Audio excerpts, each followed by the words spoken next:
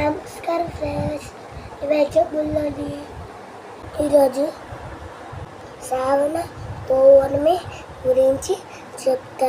ఒకటి జెండా పౌర్ణమి, రెండో రక్షాబంధనం. జెండా పౌర్ణమి అంటే ఒక రూపమే పేర్కొని ఈరోజు జెండియాలు వేసుకుంటారు. రక్షాబంధన్ తెలుసా మీకు? మహాభారతంలో వచ్చింది. శిశుపాలు గురించి తెలుసా? శ్రీకృష్ణుడు అతన్ని 100 తప్పుల దగ్గర చూసి శిక్షిస్తారు. చక్రాన్ని వదులుతారు. వదిలినప్పుడు గాయమవుతారు.